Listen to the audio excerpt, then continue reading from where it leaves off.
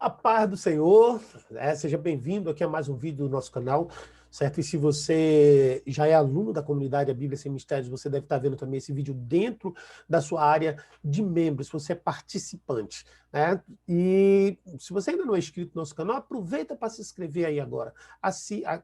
Clica aí, assista, se inscreva e marca se inscrever. Aí quem sou eu? Eu sou o pastor Eclésio, né? Eu sou o autor desse canal, sou o dono desse canal, o administrador desse canal, e todos os dias disponibilizo aqui vídeos de estudo, de oração, pregações para o seu crescimento e enriquecimento na palavra de Deus. A gente está fazendo uma série de estudos aqui sobre o panorama dos livros da Bíblia. Nós já escrevemos os panoramas do Pentateuco, já escrevemos o panorama dos livros históricos, agora estamos fazendo o panorama dos livros poéticos. Já tem disponível aí o panorama geral dos livros poéticos, já tem o livro de Jó e agora o livro de Salmos. Os livros poéticos são compostos por Jó, Salmos, Provérbios, Eclesiastes, Cântico dos Cânticos, e eu incluí também Lamentações. Algumas pessoas colocam eles entre os profetas, outros teólogos colocam entre os livros poéticos. Eu coloquei eles aqui entre os livros poéticos, apesar de que na minha gravação inicial eu tinha colocado ele entre os livros dos profetas. Mas vamos dar continuidade aqui ao nosso estudo, que é mais importante do que isso. Vamos falar um pouco mais sobre o livro de Salmos, e a gente começa com o livro de Salmos falando o seguinte: como é o nome do livro de Salmos no hebraico? Terrilim. Terrilim. Se em nossa divisão ele está incluído entre os livros poéticos, na divisão dos judeus, são 3 divisões somente, nós temos 5, lá eles somente subdividem o Antigo Testamento, que eles chamam de Tanar, em 5.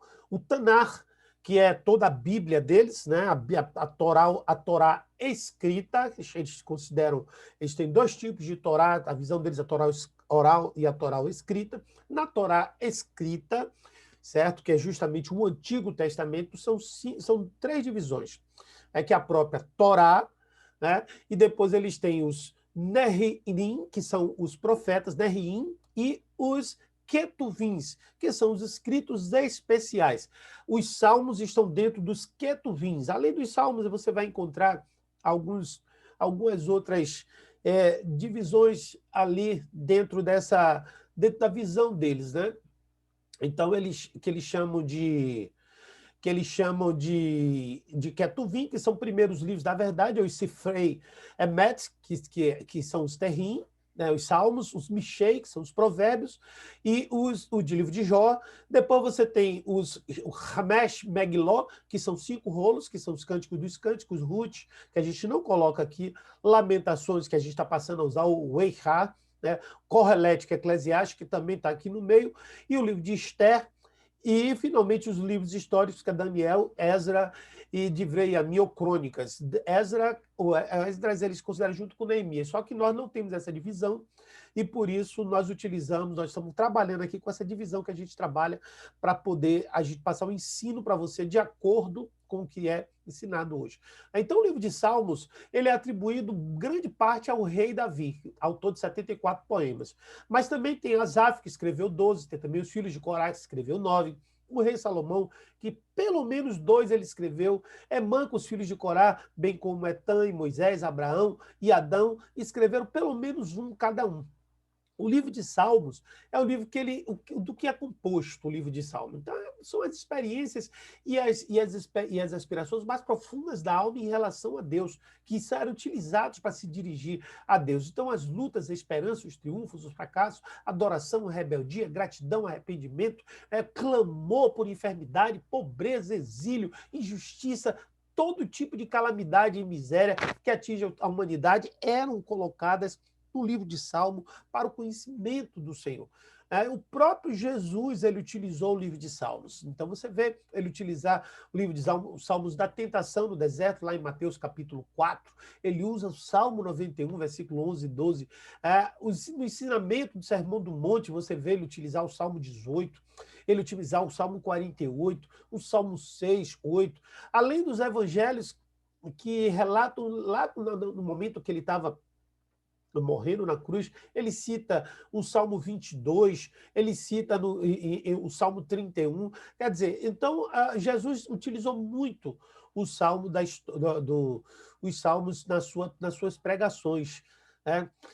O salmo é uma manifestação da poesia hebraica, né? Então, a poesia hebraica era expressada justamente no salmo. Então, você vê alguns salmos como os cânticos de Moisés, o cântico do poço, o cântico de Débora, o lamento de Davi pela morte de Saul e Jonatas, todos esses foram transformados em salmos, né? E a Bíblia se refere a essas antigas coleções das quais conservam apenas alguns fragmentos, como o livro das guerras do Senhor, o livro dos justos, que você vai encontrar isso em algum lugar, certo? E na maior parte da obra poética do Antigo Israel se encontra lá no livro de Salmo. Então, muita coisa que se perdeu da poesia hebraica, você ainda encontra no livro de Salmos. Eu creio que aquelas que o Espírito Santo quis. Bom, o estilo da poesia hebraica tinha algumas formas específicas, né? Então, são 3 formas de paralelismo que eles utilizam. Vou falar isso aqui para vocês, mas é uma coisa mais técnica, né? Então, preste atenção. Só o importante é a mensagem final, mas eu vou falar porque é importante que você saiba, que são as 3 formas de paralelismo que são utilizadas no livro de Salmo. Primeiro, o paralelismo sinonímico, que consiste em expressar 2 vezes a mesma ideia com palavras diferentes, como em Salmo 15, versículo 1, né, que diz assim: quem, Senhor, habitará no seu tabernáculo? Quem há de morar no seu santo monte? Né? Tem também o paralelismo antitético, que é formado pela oposição ou pelo contraste entre 2 ideias e imagens poéticas, como no Salmo 37, versículo 22, que diz assim: ó, aquele a quem quer o Senhor abençoarão e possuirão a terra, e serão exterminados aquele a quem os amaldiçoa. Tem um paralelismo sintético também, que quando dá ao segundo membro, certo? Quando o segundo membro prolonga e termina de expressar o pensamento enunciado pelo primeiro membro, acrescentado de elementos novos, como no Salmo 19, versículo 8, que diz assim: ó, os prefeitos do Senhor são retos e alegram o coração. O mandamento do Senhor é puro e ilumina os olhos. E, às vezes, o paralelismo sintético apresenta uma forma particular que consiste em desenvolver a ideia repetindo algumas palavras do verso anterior. Então, costuma-se chamar de paralelismo progressivo, como lá no Salmo 145, verso 18, que diz assim: ó, perto o Senhor está de todos os que invocam, todos que o invocam de verdade. Outra coisa que a gente vai encontrar nos salmos são os gêneros literários. Então, a gente encontra hinos, lamentos ou súplicas, cânticos de confiança, ações de graça e expressão de graça, de gratidão, né, recebida, relatos da história sagrada, salmos reais, salmos sapienciais e didáticos, salmos de adoração e louvor, salmos de peregrinação, salmo de gênero místico, salmos acrósticos, como o 9, 10, o 119, e imprecações. Falar do Salmo 119, eu estou preparando um estudo maravilhoso. Aí, na verdade, vai ser um curso de hebraico fundamentado no Salmo 119. Se você tem desejo de aprender o hebraico, fique ligado, porque logo, logo a gente vai estar disponibilizando aí um curso de hebraico.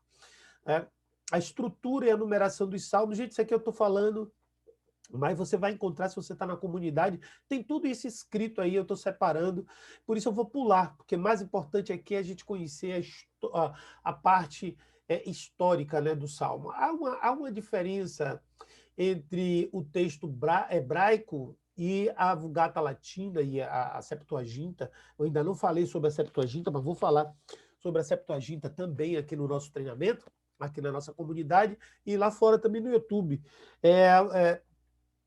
Eles fizeram tem uma pequena diferença nos salmos, como eles são escritos, como eles são divididos, né, na Vulgata Latina, na versão grega do hebraico propriamente dito. Então, por exemplo, o que a gente chama de Salmo 10, na versão grega ainda é o 9, do versículo 22 ao 39. O Salmo 11 a 113, na versão grega, do 10 ao 112.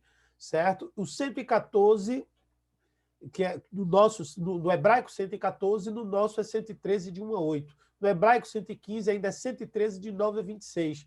O 116, de 1 a 9, é 114 para a gente. E assim por diante. Eu vou deixar isso daí para você que está na Bíblia Sem Mistérios. Você tem essa tabelinha e você vai poder acompanhar essas pequenas diferenças, mas o contexto, o estudo, ele é o mesmo, né? Então vamos ver aqui quem foi que escreveu os Salmos. O rei Davi escreveu do Salmo 3 ao 9, do 11 ao 32, 34 a 41, do 51 ao 65, 68 ao 70, o 86, o 113, o 108 ao 110, o 124, 131, 133, 138 a 145. Os outros salmos são atribuídos a Salomão, 72 e 127, Asaf, do 50, o 73 e 83, dos filhos de Corá, o 42, do 44 ao 49, a 84, 85, 87, 87, 88, Etão 89, Moisés 90 e 49 salmos que ninguém sabe quem escreveu. Ficou confuso aí? Não se preocupe, isso não pesa nada, não muda nada. Você ouve com carinho, com jeito depois e você faz as suas anotações. Nós vamos concluir esse vídeo, tá ficando um pouco longo, certo? Mas uma coisa a gente precisa saber aqui sobre os salmos, importante, certo? É que não se pode deixar de fora alguns salmos por serem particularmente desagradáveis aos ouvidos cristãos. São os salmos imprecatórios, que os salmistas se encontram totalmente indefesos diante da maldade, da opressão e da violência. Por isso, não só clamam ao Senhor, que é o único que pode salvá-los, mas também pedem a Deus que faça cair sobre seus inimigos os piores males.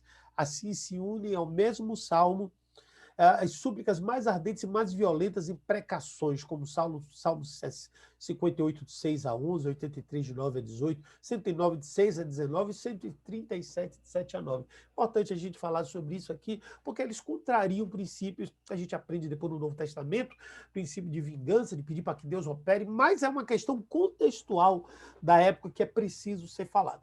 Tá bom? Então, dessa forma aqui, a gente conclui esse estudo, essa introdução, esse panorama do livro de Salmos. Espero que você tenha gostado desse vídeo. Se você gostou, então marca aí o seu gostei. Se você não está inscrito ainda no canal, então se inscreve aí no canal. Se você não gostou, então marque seu dislike. Se você ficou com dúvida, pergunta aí nos comentários, tanto no YouTube quanto na Bíblia Sem Mistérios. E dentro daquilo que for possível, eu vou responder a você. Não vou deixar você sem resposta, tá bom? Então que Deus abençoe e até o próximo vídeo, em nome de Jesus.